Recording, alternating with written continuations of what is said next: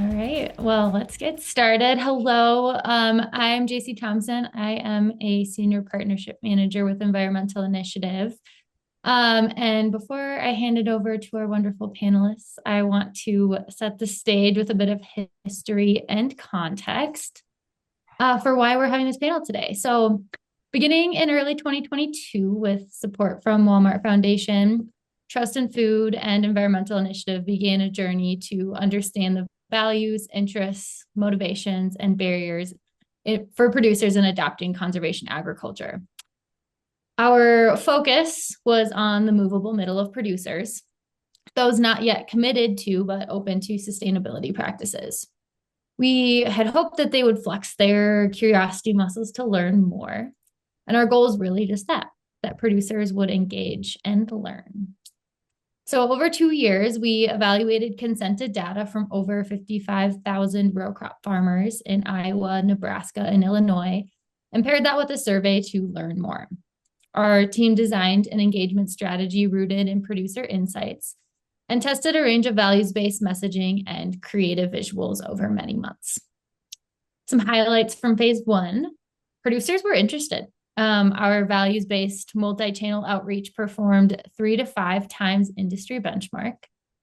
And while our goal wasn't to actually have producers ready to sign up for programs, our outreach resulted in over 150 farmers across 200,000 acres expressing readiness to explore conservation practices.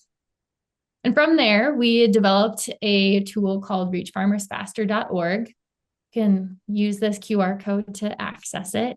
A platform to help conservation organizations replicate our success and build tailored engagement strategies and practical resources for their organizations. So given the success of phase one, we really wanted to understand how this approach would apply to ranchers, a group very different from row crop farmers, and also under increasing pressure to adopt sustainability practices. So to do this, we are building on our Midwest row crop research to move a cohort of ranchers towards readiness to take action against a target sustainability practice. So today you'll hear from Becca Tobin from Trust in Food. She will share a first of its kind quantitative study into the readiness of different groups of ranchers across the Great Plains to adopt conservation practices. Then we'll have a good discussion with Hugh and Sam to hear how their organizations are using data to inform their organization's goals, strategies, and activities to accelerate the adoption of regenerative agriculture practices. So with that, we will get started with a round of introductions before we dive in. We'll start with Samantha, Hugh, and then we'll kind of turn it over to Becca to both give an introduction and provide an overview of the key findings from the Readiness Index. So Sam, can you please share a high-level overview of the type of work you do, your key programs, and how you interface with ranchers and producers? Sure, thanks. Hi everyone, I'm Sam Worth, the Executive Director with U.S. Roundtable for Sustainable Beef. For those who aren't familiar with our organization, we are a multi-stakeholder organization. So we span, as you can see here on the screen, from cow-calf producers all the way through retail and food service companies. And we also work with civil society and allied industry groups, essentially working under our mission to advance, support, and communicate continuous improvement of sustainability across the beef value chain. So we do that primarily by focusing on the 6 high priority indicators you see here, which is essentially, when you think of that traditional three-pronged pillars of sustainability, we've spent some time with our members to understand what are the key elements that every single sector has a role to play in, and are the kind of primary elements that we can move the needle faster on sustainability. And so that's those 6 you see down here on the screen. We could go to the next slide. This is just an overview of all of our members. We started with 94 founding members back in 2015, and today we have over 140 members of the Roundtable. And we can go to the next slide. Gives us a bit of an overview of kind of what USRSB really does. So like I mentioned, we were formed with those 94 founding members in 2015. And we spent the first few years, being an organization to really work across the supply chain to understand what are those high priority indicators. So those six indicators on that first slide. What are the different specific metrics and key elements that are needed to measure against those indicators? And then how do we help support our different sectors, the different components of the beef supply chain to actually learn about and make measurable progress towards different sustainability goals? So in the 10 years of our organization, we've now developed a sustainability framework that helps to really define beef sustainability and all of those metrics and indicators. And we've moved into development of sustainability modules and different toolkits and self-assessment tools to help each segment of the supply chain understand where they're at in their sustainability journey and what are the resources and tools available to them today to help them get further. So we go to that next slide. This here is a QR code that you can access all of our different resources. So we have those learning modules, different sustainability toolkits, a self-assessment tool, and then our most recent effort is the grazing management plan module and template, which we'll dive into a little bit further after we hear from Hugh and Becca. But glad to be here and looking forward to the discussion. All righty, Hugh. It's all you. All right. Thank you, JC. I'm Hugh Alger. I'm the Director of Ranches, Outreach, and Partnerships at Noble Research Institute. And we're going to talk just a little bit about what Noble's doing as we've reset ourselves organizationally to be a more of a national organization. If you look at what our founding father, we call him Lloyd Noble, there here at Noble Research Institute. Prior to him even starting the Noble Foundation, he had a strong focus centered around land and the people that were on the land. And he had several quotes that we focus on many times throughout our activities here. Just no civilization has outlived the usefulness of its soils. When the soil is destroyed, the nation is gone. You know, he understood even as an old man that the soil is the heart of our agricultural community. And he wanted to make sure that what he could do, since he was blessed in many ways financially through the oil industry, to give back to the people who were helping him build his industry, which were farmers and ranchers, which he said, understood the value of a day's pay for a day's work. And the reason why they were working for him is because they could not sustain their agricultural living by just living on the land. So he wanted to give back, and that's the heart of what we do at Noble. So as we get a look at Noble's mission and purpose, you can see that we're really focused, centered around farmers and ranchers, but also soil health on grazing lands, specifically grazing animal production, and then business success. We want to keep people on the land, not only improve our grazing lands, but we believe that the two are interconnected. That is, they improve their grazing land, so will they have the opportunity to provide for the next generation. Go ahead. So we have a long-term goal, like many other organizations, centered around improving our land. And as it says here, in 2040, Noble, in collaboration with others, will guide 84,000 farmers and ranchers across the U.S. to improve management of about 164 million acres of U.S. grazing lands, positively impacting soil health, grazing animal production, and their financial security. The key thing, if we look at the next slide, that we are trying to impart is this is in collaboration with others. We want to make sure that we're working with entities like the U.S. Roundtable for Sustainable Beef, NatGLC, the Trust in Beef, the organizations that have direct impact with farmers and ranchers across the United States. Our focus is going to be centered around our strengths, what we believe is to be our education efforts and some of the research, mainly because we also have farms and ranches that we own too. So let's talk a little bit about our Noble resources. We have a nice little campus where we conduct some of our educational efforts, and it also, of course, houses our staff. But if we look at the farms, which would be on as we begin to move forward, what we really want to focus around is some of the primary challenges and then we leverage our resources in order to meet these challenges for the future. What we've recognized as we've made this transition, that land productivity and regeneration in the face of climate variability is a real issue, and producers are having to deal with this. And jointly, so is profitability, because as we begin to become less profitable, as inputs have gotten higher, our revenues, even though prices of livestock have generally gone up, they have not increased at the same rate as a lot of our input costs are.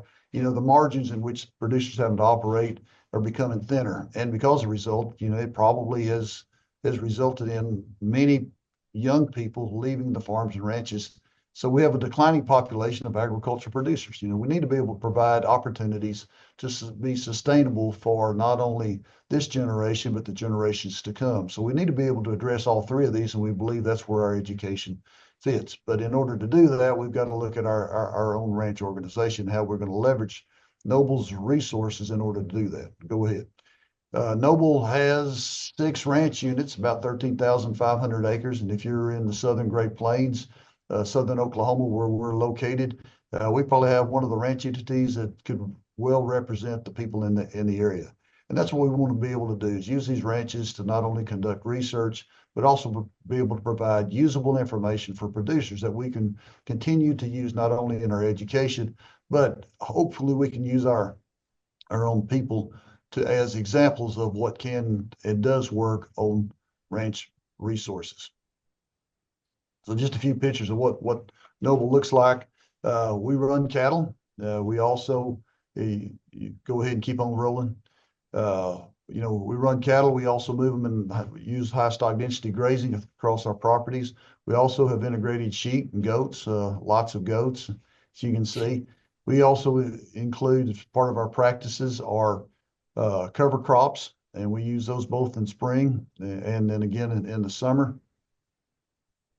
And we also are going back and taking some of these rangeland areas that, due to historic overgrazing before we actually took possession of them, have become areas that were savannas have become overgrown in timber. So what we're going in there is open these back up in order to provide more grazing, or return this land back to grazing lands like it was 40, 50 years ago. So here we are, as we look at today, we're tracking all that information, including the economics. For most people, that's what's one of the things that's going to be equally important. If we are actually trying to improve the land, is it going to be beneficial when we begin to look at the economics of the operation? And so if we could look at not only the direct costs, those that are important to our operations, as you can see there, but also if you look at the next slide, you can see that we want to see what the overall profitability is for each of the ranches. So we're tracking on each of the entities, not only for each enterprise, but for each ranch, and the overall profitability of these ranches. We're able to share that with our producers. But we also look at our applied research. The applied research, really begins with the soil health, and we do a lot of monitoring, not only for the soils, taking some deep core samples. We're also looking at water infiltration, measuring plant community dynamics. We also do some monitoring of our greenhouse gases. And one of the big projects that we've got ongoing that's sort of led the example that we're doing beyond just our Noble ranches is what we call the metrics management and monitoring project that we're doing with the Foundation for Food and Ag Research, in conjunction, as you'll see on the next slide, with Michigan State, Colorado State, the University of Wyoming, as well as there at Noble. And one of the unique things is we're doing this type of monitoring. It's all landscape scale, but it also includes ranchers within those regions to better understand what the results of different types of management will be on the soil and on the economics, the socioeconomic elements of these. So we're continuing to monitor that in geographic regions that are economically important to our cattle industry. We look at a lot of our efforts, though, is toward education, and we call it producer guidance.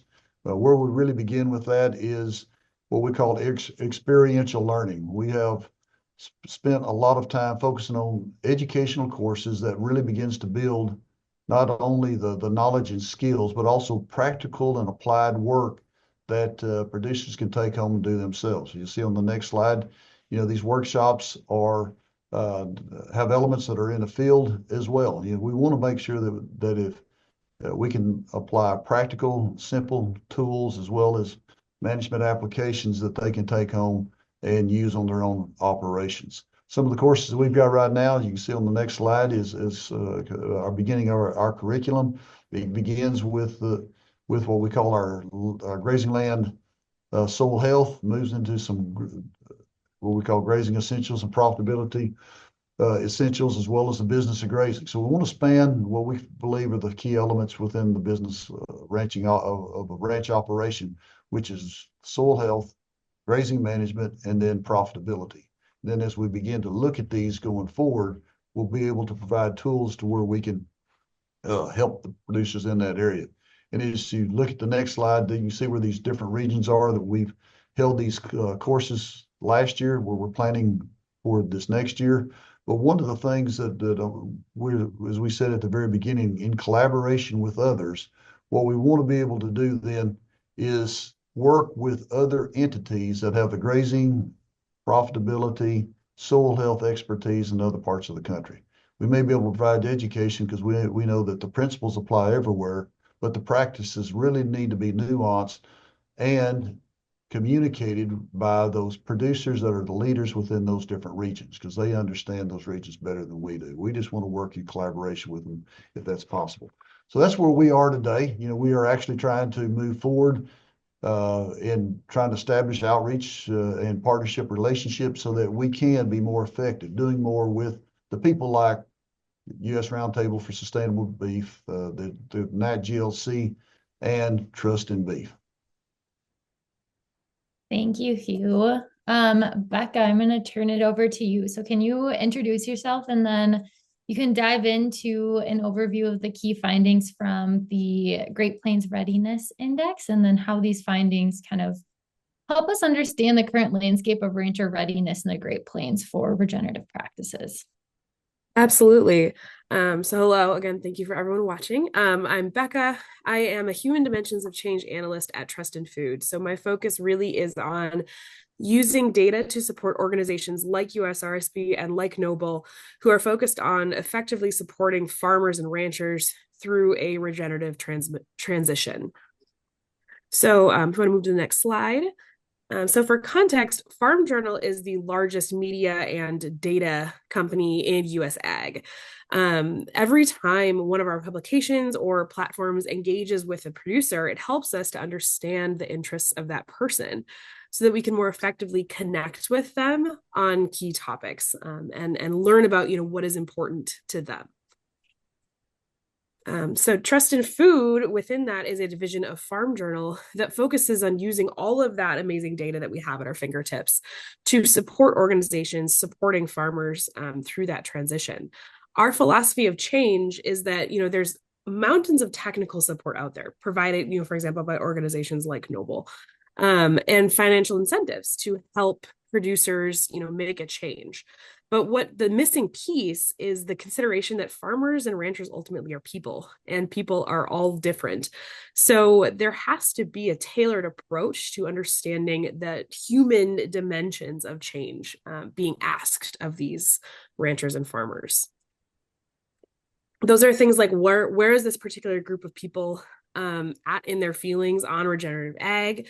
What differentiates this group compared to other groups? What makes them feel ready to adopt, XYZ practice? So we support all different kinds of organizations with this approach, from NGOs to CPGs, universities, as well as government entities. And all of those groups have been incredibly focused on using data to run sustainability programs effectively, really using that farmer or rancher-centered approach. And the goal with that ultimately is that each dollar that we're spending on Regen Ag goes as far as it possibly can, and all of the efforts that we're putting in are as effective as possible. And we really want sustainability to feel less like something we're pushing farmers and ranchers constantly to do, and more like a pull of interest from the producers themselves. So we want to move to the next slide. So something that we have developed at Trust in Food is what we call the readiness assessment. In this case, we're looking at a beef rancher readiness assessment. So this is a project that we're working on with Environmental Initiative, as well as our implementer partner Ducks Unlimited. EI has kindly allowed us to make this public so that the information that we're discussing here can be used to kind of float all boats within the regenerative ag space. So this tool that we have developed called the Readiness Index is a significant assessment tool that is used to model what we call readiness to adopt sustainable practices or make a change across the vast majority of ranchers within the US to help us understand the spread of the 4 dimensions of readiness that we have listed here. So we have first understanding, that is, thinking about like awareness and understanding of regen practices that are applicable to producers within their operations. What types of practices might work for them? What makes sense in their operations? What are those practices supposed to do within their operations? And then we come to value. Yep, thank you. So value is the value that producers see or don't see in these practices. Why should they do them? Does it provide some kind of economic benefit? Does it increase resilience and help with risk mitigation in a time of changing weather patterns?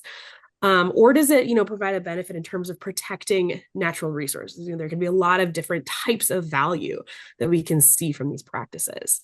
And then we come to capability, which really is the perception of capability on behalf of the rancher or farmer, which is how capable do they feel of making a change? Do they feel like they have the resources they need to do their day-to-day operations as well as try something new in terms of workforce and capital and equipment and time? And then finally, we have take action, which is really that producer's readiness to actually go out and do something and maybe try something new. What we see a lot is a lot of producers maybe wanting to see someone else do it first and see kind of a proof point before they want to take that risk and try something on their own operations. Or we have ranchers who want to be on the cutting edge and be on kind of the leading edge within their field. So identifying some of those different drivers is what really helps us to kind of get into the hearts and minds of these ranchers to figure out how to move them further along within their sustainable ag journey. So we move to the next slide, just digging one layer deeper, I promise, into this tool. So, like I said, there are these 4 different dimensions of readiness, but we actually have a lot more data points that roll up into those 4 different dimensions. Like I mentioned, things like workforce, and risk and things like that. So really what we're doing is we're asking farmers and ranchers a lot of questions, and we're taking that information, and our brilliant data science team at Trust in Food has created a model that then takes all of that data and predicts readiness scores and those component dimension scores across our very large database of farmers and ranchers within the US. Again, with the goal of using that data to then translate how programs can be as effective as possible at really planning, for the actual sentiments of the farmers and ranchers that they're trying to reach and engage. All right, so now getting into the fun stuff and actually looking at the output of all of this data work that I was just talking about. So here what we're looking at is a map of our highest ready beef ranchers within the US. So again, we took all of those model scores and we took the top slice of these ranchers who score the highest just for being the most ready to adopt a new practice. And what we're looking at here is the concentrations of those ranchers throughout the US. So what you'll see is, areas of darker counties that indicates, again, a higher concentration of these highest ready ranchers, whereas lighter counties indicate a lower concentration. So a few that light up that I would just call out are, for example, Weld County, Colorado, Harris County, Texas, or Sioux County, Iowa. Those are just a few examples. But again, if I'm thinking about, trying to get producers to sign up for maybe a grazing management planning program or a cover crop program, these are areas where I'm going to find my most ready ranchers to actually get them signed up. If we move to the next slide, we're looking at the opposite. So now we're looking at the ranchers at the lowest level of readiness. A few counties that stuck out to me, I'm a Minnesotan, Stearns County and Otter Tail County in Minnesota, Fergus County in Montana, or Meade County in South Dakota. So these ranchers in these areas tend to just score lower in readiness to adopt sustainable practices. That doesn't mean that we don't want to engage with them. Everyone has, room to move further along in their journey. But the strategy we're going to use to engage with those producers is going to be different. They're not just ready to enroll. They need more information. Maybe they need more technical assistance. They need to see some proof of concept and testimonials from other ranchers who've had success with these kinds of projects.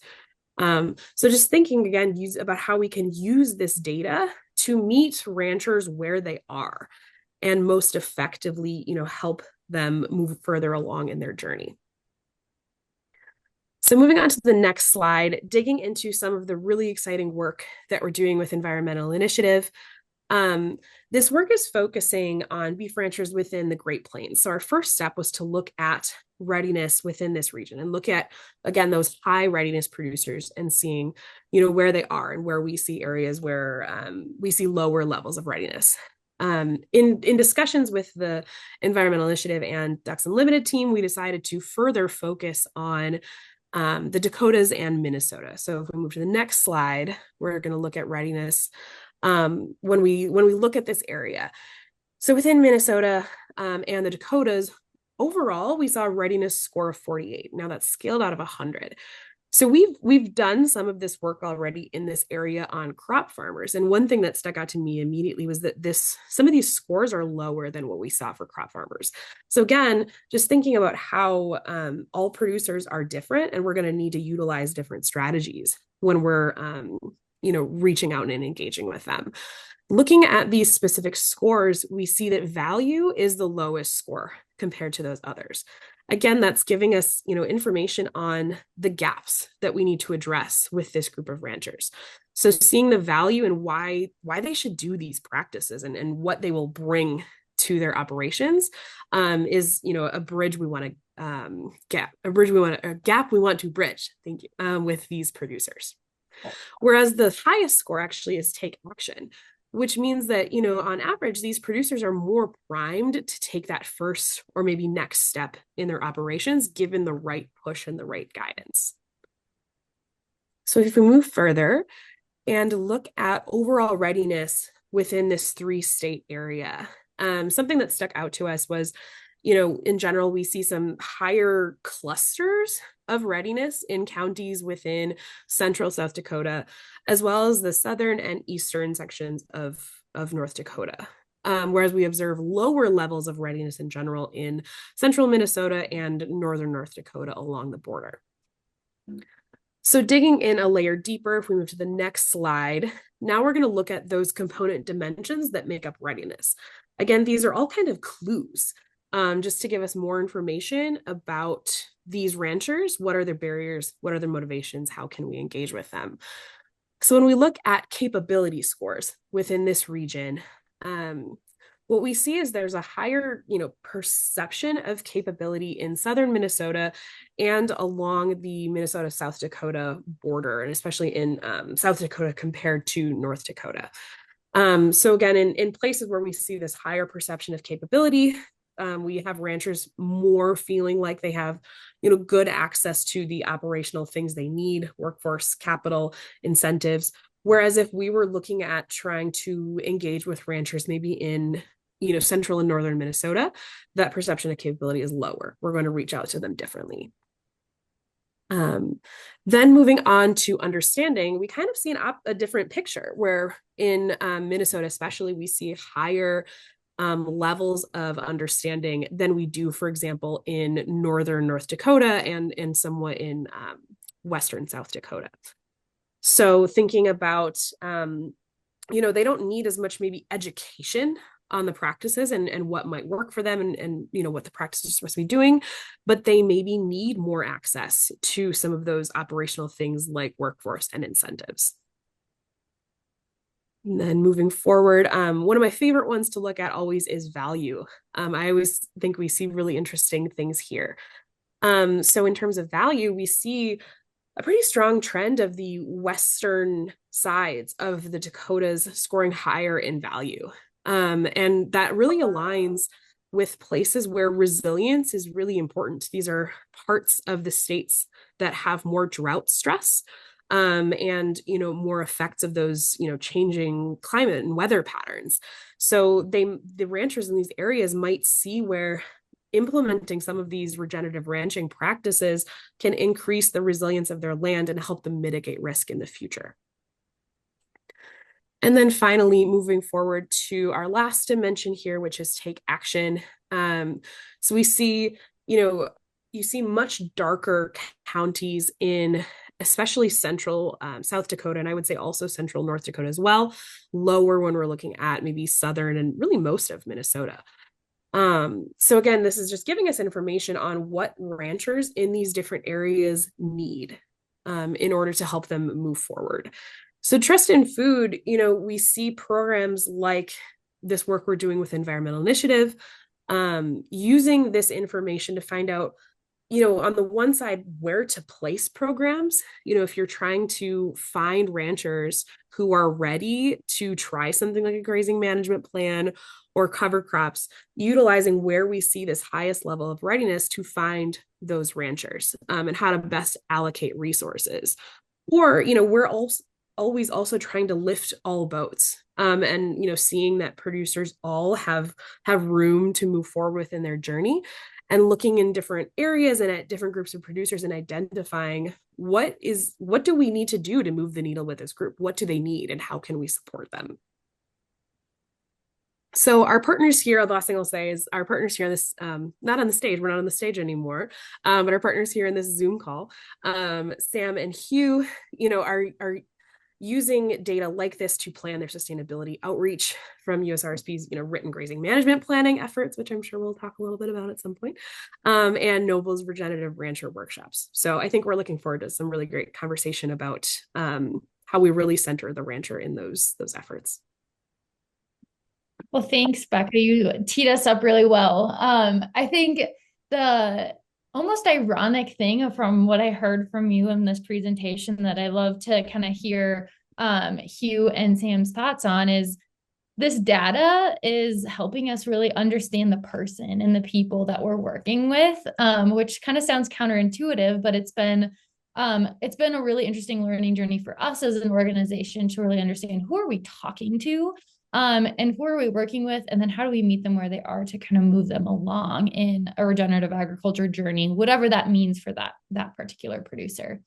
But kind of Hugh and Sam, you are sitting at different kind of places in your relationship to ranchers and producers. And Hugh, I'm kind of curious to understand from you how Noble is really tailoring its on the ground projects and program offerings to meet the needs of ranchers in your region, and then maybe kind of some of the prospective regions that you're hoping to work with in the future.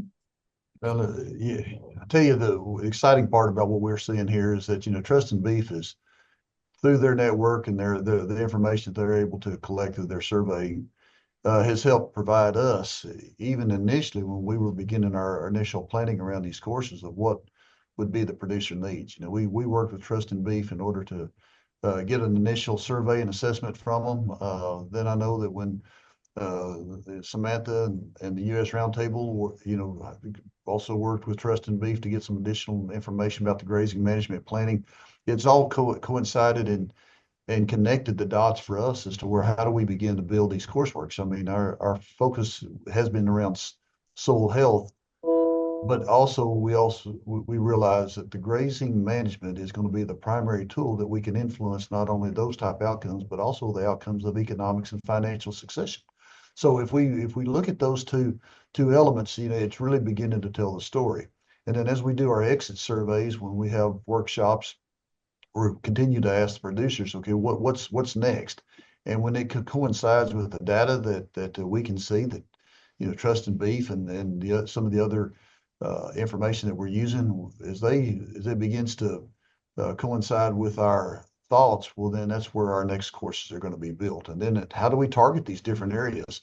You kind of saw the map that I had where we're trying to be in 2025. The next step of what we're doing is actually contacting some of the grazing land conservation people within those states, other entities like the Nature Conservancy and others that are large landowners that have influence in different regions, trying to determine where can we have the greatest impact and try to recruit more producers to have that focus on land stewardship and long-term profitability. So we're using that type of data to help not only shape what we're trying to communicate and shape our educational curriculum, but also the locations in which we want to land these courses. Yeah. It's a powerful tool to be able to do that. And it's just pretty neat to see how all these different organizations like, Trust and Beef and US Roundtable, how we all can work together in order to work with producers. Absolutely. And Sam, I can share your slides, but I'm really curious. USRSB really sits at a higher level than Noble does, and I'm curious if you could describe how the roundtable is utilizing data to influence your strategy and kind of your formulation of partnerships, kind of like the partnerships that he was mentioning earlier. Get myself off mute. Slides. Yeah, so USRSB does work at a much higher level. So we're looking at US wide, but then it's really important for us to think through how do we actually make an impact not only on a national level, but at a sector level, and then even further at a local level. So what you see here on this slide is our high priority indicator goals.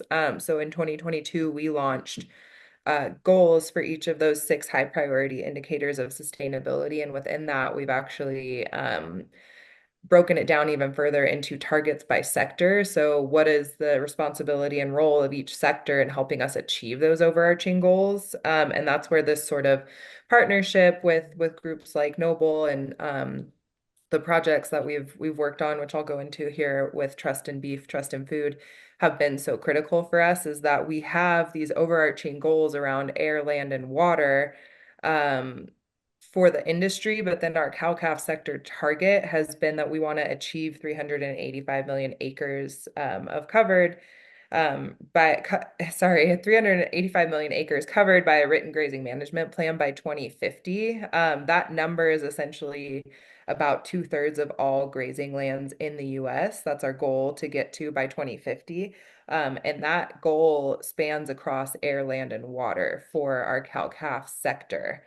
So it's really important for us to be able to not only figure out where are we at in acres already under a written grazing management plan, but if we're going to achieve this very lofty goal, how do we best do that? Who do we partner with? Where are the areas where we have the most opportunity? And so that's where this you can go to that next slide. But that's where this partnership that we have in the project we worked on with Trust in Beef came into play. And Becca can, of course, chime in here because she's our data guru. But we worked with Trust in Beef last year to basically help us establish how many acres do we actually know are currently under written grazing management plans in the US. What are the different, qualities or compositions of those grazing management plans, and understand kind of what practices are being implemented on the ground, and then what are the different challenges associated with maximizing uptake of actually having written grazing management plans. And I think the thing that really shines through on this work we've done with Trust in Beef and the sort of data that they collect through these awesome projects that they've been able to do in these different producer understanding dashboards is really understanding like that challenge piece is different and highly place-based.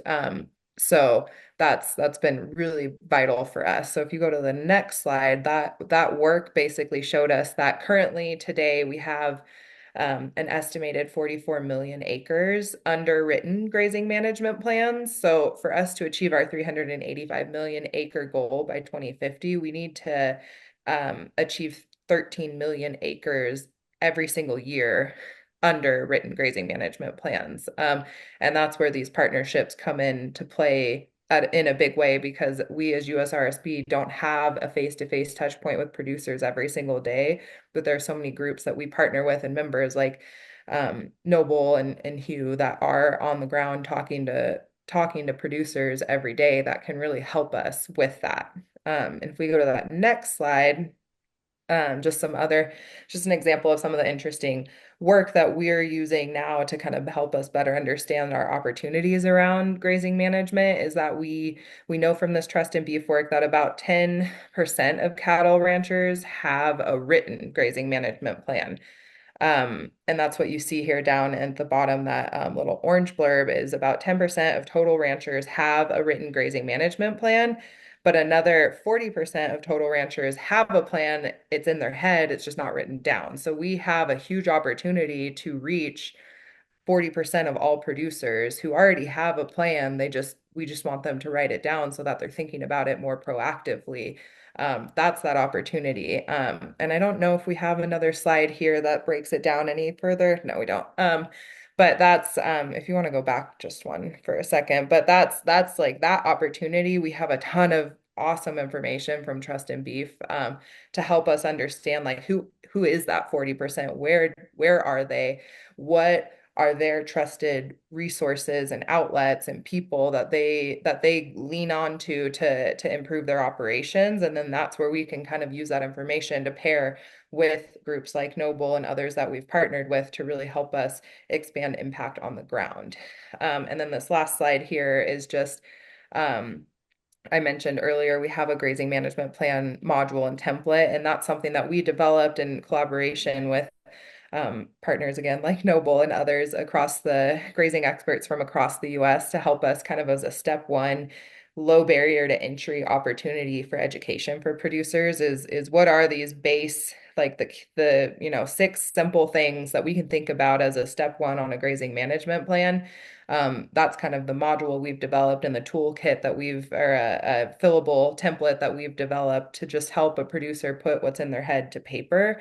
And then we've connected that to further resources and connection to different groups and entities that help producers on the ground in their different regions. So if they want to learn more, like they've set a goal and on their ranch, but they're really not sure how to implement like the correct stocking grade or how to analyze their pasture utilization to get where they want to go with that goal, we have groups on the ground that can help them with that. And so that's kind of been our first step here now of we're thinking through how do we now leverage what we know from the awesome information from Trust in Beef to help us expand our impact.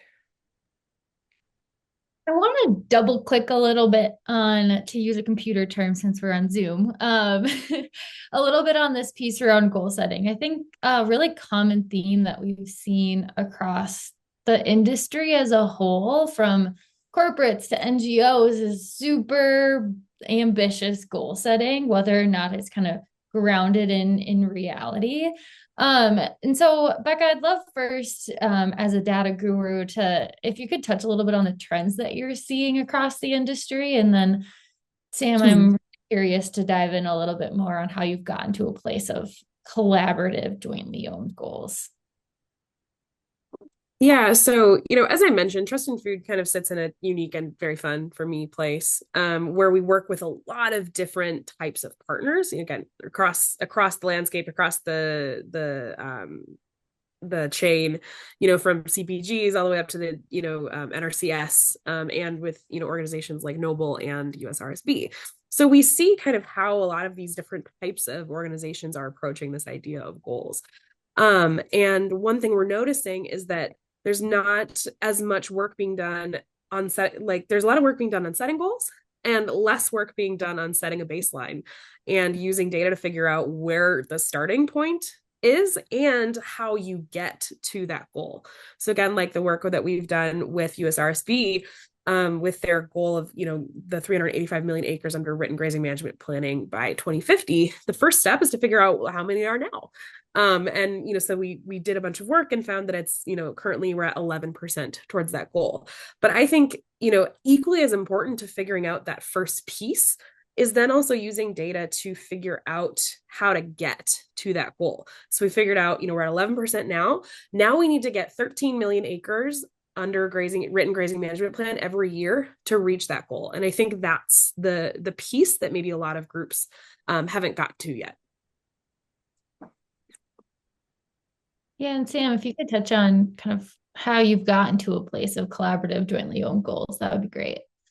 Yeah, so I mean, the first step for us, like the collaborative and jointly owned across the supply chain, is pretty unique, I would say, in the goal space, and that really is possible simply through the way that the roundtable has been established. Like we have started from the get-go as we exist to bring the industry together so that we can talk about our challenges and figure out a way where we can achieve or we can address these challenges in a way where it's not putting all the pressure onto any one sector. I know we're talking a lot about grazing management plans, which ultimately does come back to the producer, but the beauty in our goals process is that we're thinking about what is the big picture for the entire industry, and then where can each sector play a role, and how do we support one another in a way where we're not it's not all coming back to the producer, and it's not a top-down approach, but it's really collaborative, and it's founded under this joint understanding that we all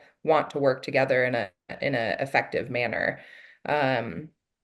Our initial goal setting process was really fueled through our beef industry life cycle assessment. So that's kind of we have a peer-reviewed publication that outlines all of the environmental impacts associated with beef production, and it's broken down by sector. So that gives us a good starting point. But when we start to get down into the sector initiatives and what they can be doing, that piece on, say, the grazing management that Becca just talked about, like we set that baseline of we want 380, or not baseline, but the target that we want 385 million acres. That's based on that 2/3% of US grazing lands. But that next key piece has been that we want to figure out what does that actually mean for us and how do we get there. And that's where then the forward thinking work with Trust in Beef and our members comes into play. Yeah.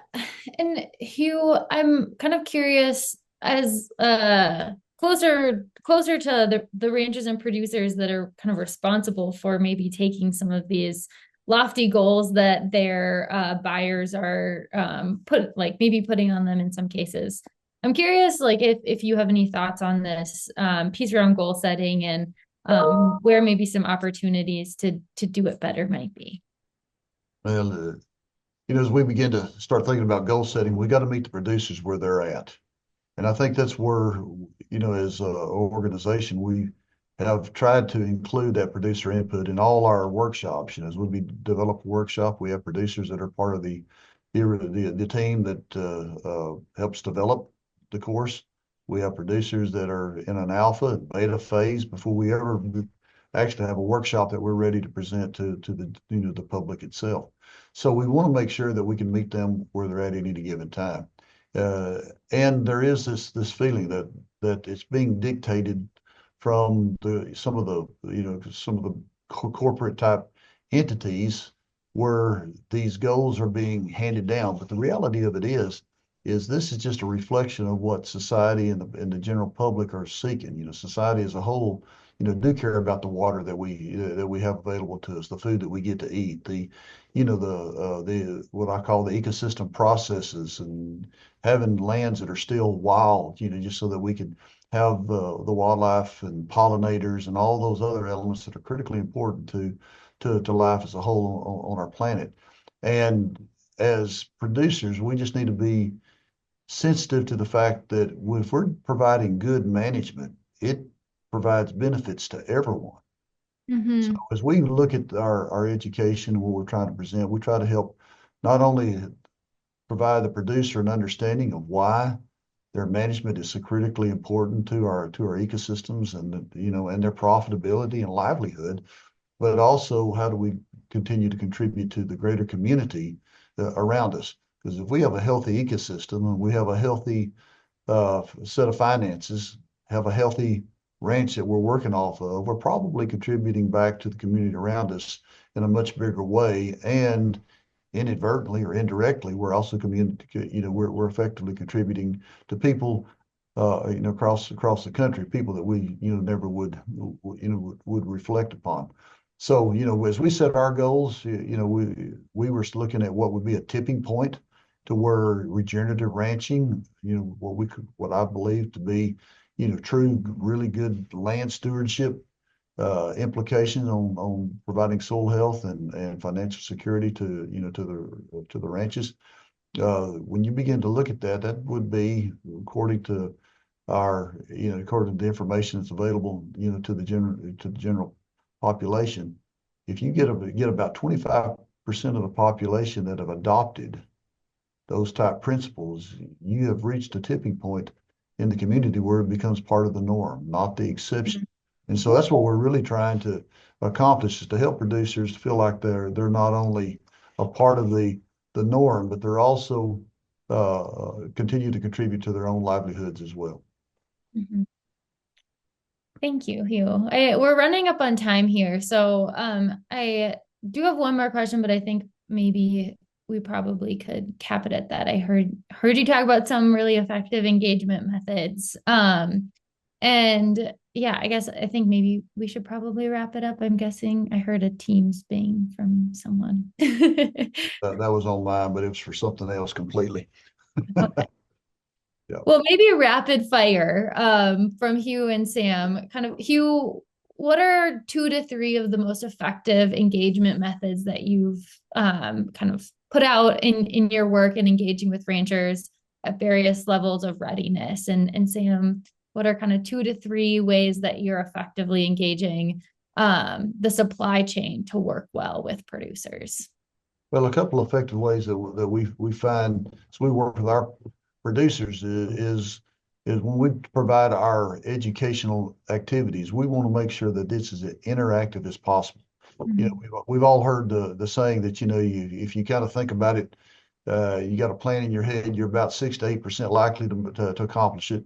If you actually begin to write it down, then you jump it to about 35 to 50% likely. And then if you begin to share that, well, then you jump it to closer to 60 to 70% likely to accomplish that. So we want to build that within our education activities. We want it to be as experiential as possible. And that being the case is that when we have our workshops, we want to make sure that you're teamed up with your peers. And as you sit down within your peers, what we want to be able to do is have these concepts that we're covering, keeping it simple, keeping it practical, and providing usable tools. So as you do that, then you begin to interact not only at each of those learning objectives. We want to be sure that everyone at that table understands well enough before we move to the next concept. So we have what we call a learning journey, and we make sure that they're built off of learning objectives that provide that direction, so that when you begin, you know where you're going to end.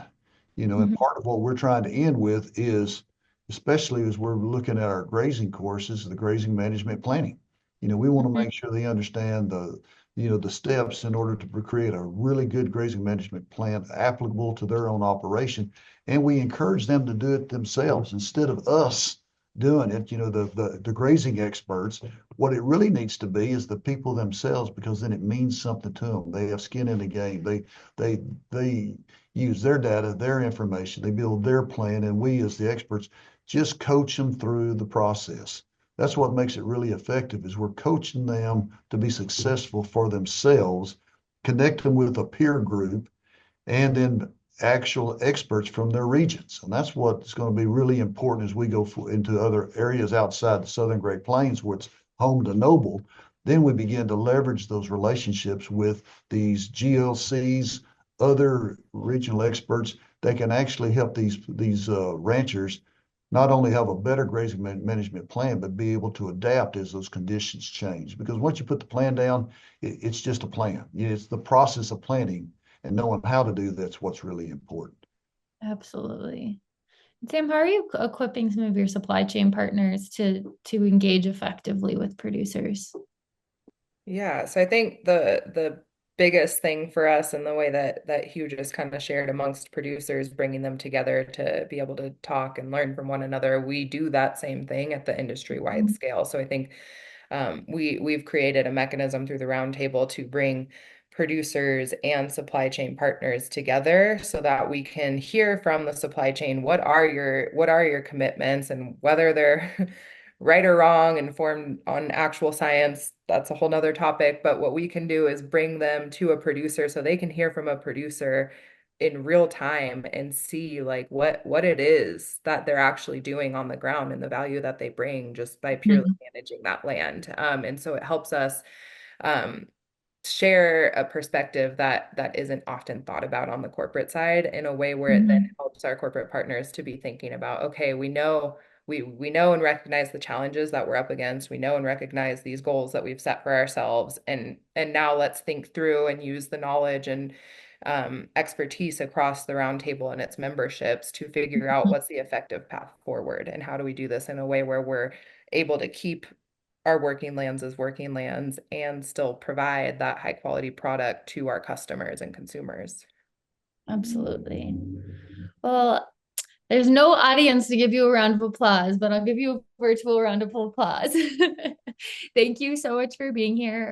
Appreciate your time. And yeah, thanks for sharing your wisdom, your insights, and hopefully whoever's watching at home will gain a valuable nugget or five.